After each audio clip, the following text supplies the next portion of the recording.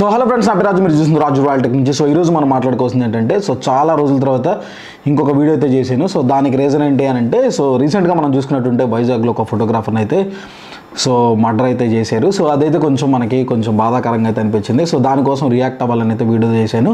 So ఇంతకుముందు మనం చూసుకున్నట్టుంటే ఏదైనా బంగారం కోసమో లేకపోతే మన దగ్గర ఏదైనా విలువ వస్తుంటే మ్యాక్సిమం మనం చూసినట్టుంటే బంగారం కోసమే చాలా వరకు అయితే రాబరీస్ అయితే జరుగుతూ ఉంటాయి. కానీ ఇప్పుడు చూసుకుంటే మాత్రం ట్రెండ్ అయితే మారిపోయింది. కొద్ది రోజుల నుంచి, కొద్ది నెలల నుంచి, కొద్ది సంవత్సరాల నుంచి అయితే చూస్తున్నాను. సో పెళ్ళిళ్ళ ఫంక్షన్లో కెమెరాలు దబ్బేయటము, లేకపోతే కెమెరాస్ని కొట్టేయటము, సో అట్లా అయితే జరుగుతూ ఉన్నాయి. దబ్బేయటం కానీ, రూమ్స్లో పెట్టుకుంటే వాటిని అయితే కొట్టేసేటి, సెకండ్ హ్యాండ్లో అమ్మేయటం, లేకపోతే ఫోటోగ్రాఫర్స్ దగ్గర నుంచి లాక్కోవటం, ఇలాంటి తాకట్టు పెట్టుకోవటం, ఇలాంటివి అయితే చేస్తూ ఉన్నారు. కానీ సో కాకపోతే రీసెంట్గా జరిగిన ఇన్సిడెంట్ ఏదైతే ఉండదో అదైతే మాత్రం కొంచెం బాధ అయితే కలిగించింది. సో దానికోసమే ఈ వీడియో అయితే చేస్తున్నాను. సో ఫస్ట్గా ఏంటంటే, ఎవరైతే మన ఫోటోగ్రాఫర్ ఉన్నారో, సో లైఫ్ని ఎవరైతే పోగొట్టుకున్నారో, సో వాళ్ళ కోసం ప్రగాఢమైన సానుభూతి తెలియజేస్తున్నాను. సో పైగా దీంతో పాటుగా మన తోటి ఫోటోగ్రాఫర్స్ ఎవరైతే ఉంటారో, వీడియోగ్రాఫర్స్ కానీ, ఎవరైతే యాస్పిరేషన్ కోసం లేకపోతే ఏదో సాధించాలి లైఫ్లో, వాళ్ళ టాలెంట్ని చూపించుకోవాలి, లేకపోతే లైఫ్లో సెటిల్ అవ్వాలి, వాళ్ళకి నచ్చిన ప్యాషన్తో వర్క్ చేసే పనిని వాళ్ళు ఎంచుకొని పనిచేస్తున్నారని ఎవరైతే యాస్పిరేషన్ ఫోటోగ్రాఫర్స్ ఉంటారో, సో ఇలాంటి ఇన్సిడెంట్స్ జరిగినప్పుడు ఏంటంటే కొంచెం మనకి కలత అయితే చెందుతాం. ఎందుకనంటే ఇది ఇప్పటివరకు జరగని సంఘటనలు ఇవి, కానీ ఇదే ఫస్ట్ టైం జరిగింది నాకు తెలిసి. అది కూడా ఎంతమంది కవర్ చేసి ఎంతమంది దాని గురించి మాట్లాడగలుగుతున్నారు. సో అందుకే నాకు తెలిసిన ఫోటోగ్రాఫర్స్ ఎవరైతే ఉంటారో మీరు అందరూ సేఫ్గా ఉండండి. దీనికోసం కొన్ని జాగ్రత్తలు అయితే తీసుకోవాల్సి ఉంటుంది. ఎవరైతే ర్యాండమ్గా మనల్ని ఫేస్బుక్లో కానీ లేకపోతే ఇన్స్టాగ్రామ్లో కానీ ఈ మధ్య మనం చూసుకోవచ్చు, చాలామంది మెసేజ్లు వస్తూ ఉంటాయి, కెమెరా రెంట్కి కావాలన్నా, కెమెరా అది ఇది. అసలు మనకు వాళ్ళు ఎవరో కూడా తెలియదు, వాళ్ళు అసలు ఎక్కడి నుంచి వస్తారో కూడా తెలియదు. బట్ ఏంటంటే మనకి ఆన్లైన్లో పరిచయం అవుతారు, ఇన్స్టాగ్రామ్లో కానీ, ఫేస్బుక్లో కానీ, లేకపోతే యూట్యూబ్లో కానీ, కమెంట్ సెక్షన్లో మనకి ఏదో ఒక విధంగా వాళ్ళు రీచ్ అయితే అవుతారు. మీ దగ్గర షూట్స్ ఉందా, నేర్చుకుంటాం, లేకపోతే వస్తాం, మీ కెమెరా రెంట్స్కి కావాలని నాకే బోల్డ్ మెసేజ్లు అయితే వస్తూ ఉంటాయి. కాకపోతే ఏంటంటే ప్రతి ఒక్కళ్ళు మన ఫాలోవర్ అవ్వాలని లేదు, ప్రతి ఒక్కళ్ళు మనం చెప్పిందే ఫాలో అవుతారని అయితే లేదు కదా. సో ఎవరి మనసులో ఎలాంటి ఉద్దేశం ఉంటుందో మనకి తెలియదు. సో అలా జరిగింది కాబట్టి ఆ అబ్బాయికి కూడా అనుమానం వచ్చింది. ట్రావెలింగ్లో అబ్బాయి వైజాగ్ నుంచి ఎప్పుడైతే ఊరు వెళ్తున్నాడో కార్లో, సో అబ్బాయికి డౌట్ వచ్చి ముందే కార్ నెంబర్ కానీ లేకపోతే దానికి సంబంధించిన డీటెయిల్స్ ముందే వాళ్ళ అమ్మకైతే షేర్ చేశాడు. అలా చేయబట్టి అంటే ముందే అనుమానం అయితే వచ్చింది.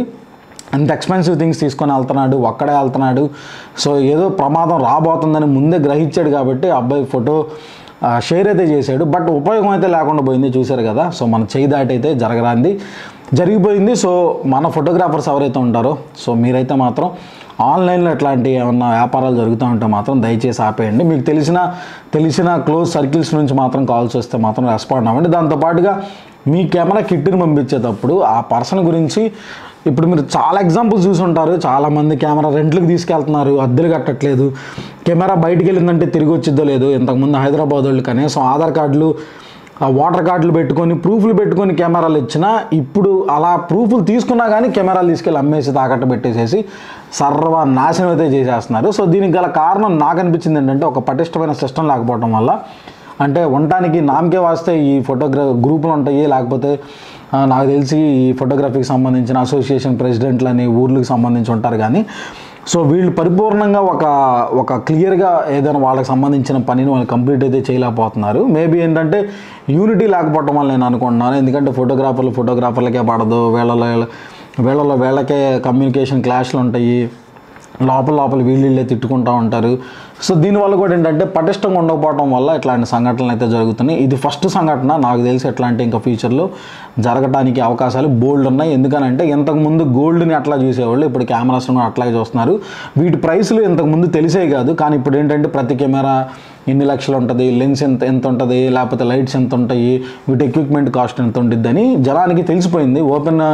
ఓపెన్గా వాటికి సంబంధించిన ఇన్ఫర్మేషన్ అవైలబుల్గా ఉండటం వల్ల కూడా ఓకే, ఎంత ఎక్స్పెన్సివ్ థింగ్ వీళ్ళ దగ్గర ఉంది, సో వీళ్ళని అట్లాగానే ఏదైనా చేసి మనం వీళ్ళ దగ్గర నుంచి లాక్కోవచ్చు, ధమ్కీ చేయొచ్చు, ఆఖరికి ప్రాణాలు తీసేంతవరకు అయితే వెళ్తున్నారు. సో అదే నాకు చాలా బాధనైతే కలిగించింది. ఎందుకంటే పాస్ట్ ఫ్యూ డేస్గా సంఘటన జరిగిన దగ్గర నుంచి ఇప్పుడు వరకు నేను న్యూస్ పేపర్స్లో కానీ లేకపోతే మన ఇన్స్టాగ్రామ్లో కానీ గ్రూపుల్లో కానీ చూస్తూ ఉన్నాను. అందరూ మాట్లాడుతున్నారు, మేము అక్కడ ర్యాలీ చేసాం, ఇక్కడ సంతాపం చేసాం అని అంటున్నారు. అది చేయడం మంచిదే, బట్ ఏంటంటే ఒక స్ట్రిక్ట్ యాక్షన్ అనేది తీసుకోవాలి. అసలు దీనికి సంబంధించిన వాళ్ళు పెద్దోళ్ళు ఎవరైతే ఉంటారో వాళ్ళు దీని గురించి రియాక్ట్ అవ్వాలి, మాట్లాడాలి. ఇలాంటిది ఇంకోసారి జరిగినప్పుడు ఎలా రియాక్ట్ అవ్వాలి, దీని నుంచి మనం ఎలా కాపాడుకోవాలి అనే విషయం కూడా పెద్దలు ఎవరైతే ఉంటారో వాళ్ళు వీటి గురించి మాట్లాడితే మంచిదనేది నా ఫీలింగ్. ఏంటంటే చాలామంది ఏదో చేద్దాం, ఏదో మనం ఫ్యామిలీని పోషిద్దామనో లేకపోతే మన టాలెంట్ని మన స్కిల్ని చూపించి 4 రూపాయలు సంపాదించుకుందాం అనే ఈ ఫీల్డ్లోకి వస్తారు. ఈ ఫీల్డే ప్రమాదం అని, ఈ ఫీల్డ్ వాళ్ళ ప్రాణాల మీదకి తెస్తుందని ఏదైతే ఇలాంటి భయాల్ని కలిగించిద్దో అప్పుడు ఏంటంటే మనం అందరూ ఒక్కసారిగా ఉలిక్కి పడతారు. సో ఇప్పుడు జరిగిన సంఘటన కూడా అట్లాంటిదే. సో ఎవడో వాడి గర్ల్ ఫ్రెండ్ కోసం వీడిని చంపేసేసి ఆ కెమెరాస్ని తీసుకెళ్ళి వాళ్ళ గర్ల్ ఫ్రెండ్కి చూపించడం కోసం చేశారని అక్కడెక్కడ వినపడతా ఉంది. సో చూశారు కదా మనుషులు ఎంత దుర్మార్గంగా అయితే తయారైపోతున్నారు.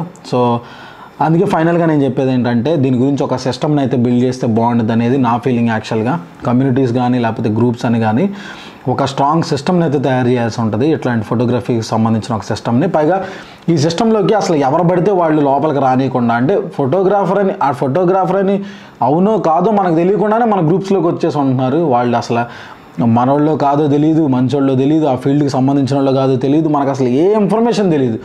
జస్ట్ వాళ్ళు ఏదో అడుగుతారు, 10 మంది రెస్పాండ్ అవుతారు. కెమెరా రెంట్కి కావాలంటే 100 మంది నాది ఉందని అందరూ కమెంట్ చేస్తున్నారు. కానీ అసలు వాడికి ఎక్కడోడు, ఎలాంటోడు, ఎక్కడి నుంచి వస్తున్నాడు, వాడి ఉద్దేశం ఏంటనేది ఎవ్వరూ పట్టించుకోవట్లేదు. సో అందుకే మరీ చెప్తున్నాను, ఇప్పుడు ఎవరైతే కుర్రోళ్ళే మీరు జాగ్రత్తగా ఉండడం చాలా మంచిది. ఎక్స్పెన్సివ్ గేర్స్ని అయితే మాత్రం సింగిల్గా మీరైతే పంపించద్దు. బ్లైండ్గా అసలు ఎవడో ముక్కు మొహం తెలియని వాడి దగ్గరికి అయితే వెళ్ళిపోయి వెళ్దాం అక్కడికి వెళ్దాం అని అయితే దయచేసి అట్లాంటి పనులు అయితే చేయొద్దు. చేసి మీ ప్రాణాల మీదకి అయితే తెచ్చుకోకూడదని నేను మనస్ఫూర్తిగా కోరుకుంటున్నాను. ఇది ఫ్రెండ్స్ వీడియో నచ్చినట్టుంటే తప్పకుండా లైక్ చేయండి, షేర్ చేయండి, సబ్స్క్రైబ్ చేసుకోండి, నోటిఫికేషన్ బిల్ అయితే ఆన్ చేసుకోండి. అంటే రాజు సైనింగ్ ఆఫ్.